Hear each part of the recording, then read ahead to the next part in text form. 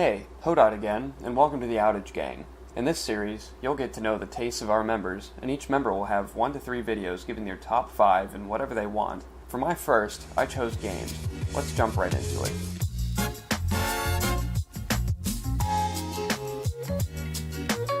Borderlands 2, the critically acclaimed sequel to the critically acclaimed game by 2K Games, delivers and improves in every way on the first installment. I've personally gotten over 80 hours of playtime out of the game, and every time I play it, there's always a new challenge to overcome that makes the game feel fresh again. This game is most well known for its art style and its sense of humor. The classic cell shading technique gives the game its perfect cartoony appearance that multitudes of gamers have come to love. I don't know about you, but I wouldn't really want to see hyper-realistic. If naming expensive horses childishly offensive names doesn't get you to laugh, I don't know what will. I was gonna call it Piss for Brains in honor of you, but that just feels immature. Hey, maybe Butt Stallion? Nah, that's even worse. I'll tell you what, I'll give it some more thought. Handsome Jack provides a little bit of that extra oomph in the game's sense of humor, just to make shooting countless mentally ill people a little more justified.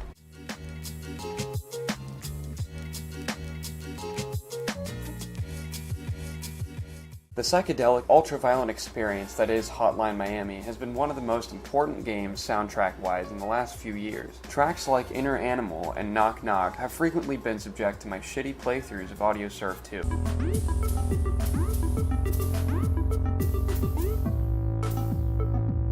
Sitting on pixelated faces has never looked so good. Let me rephrase that. The difficulty of this game, unlike its sequel, is perfectly calculated as to create a frustrating experience, but not one that you cry to your mother about. I've personally thrown a few shit fits about it that have caused my dog to, destroy the fucking house, yet not to the point where my dog starts humping my leg. I feel like that's a good measure of difficulty. On the other hand, we don't talk about the second one.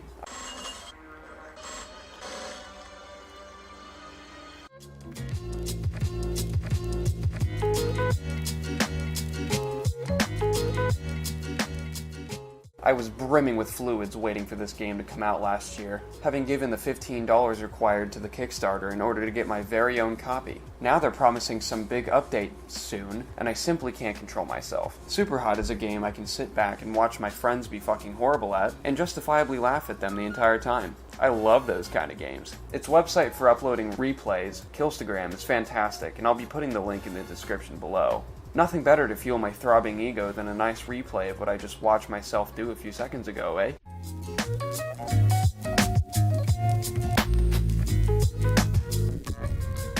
I'm not even sure where to start with this game, honestly. It's a masterpiece of art and mechanics, and there's not a single glaring flaw I can think of with it, other than maybe it's a wee bit hard. I'm not a bitch though, I swear on my life. Hyperlight Drifter does a marvelous job of telling its beautiful, melancholy story without the use of dialogue or words in any way. The only words in the game are in tooltips and menus, as well as the cries of pleasure I make while playing it. Slashing with your sword and shooting your gun feels awesome and shakes the screen to make you feel important, and big battles always provide the most rewarding hard-ons when you overcome them. Everyone who enjoys adventure games and is a fan of the whole brevity thing should definitely check this game out.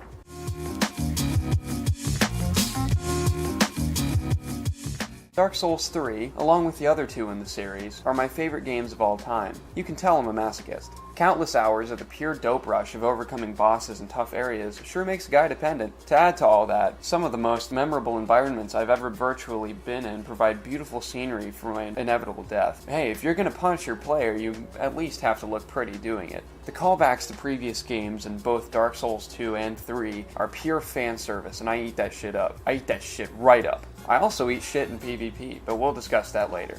Stay tuned to the channel for an in-depth review of the entire series coming soon. I've got a lot to talk about.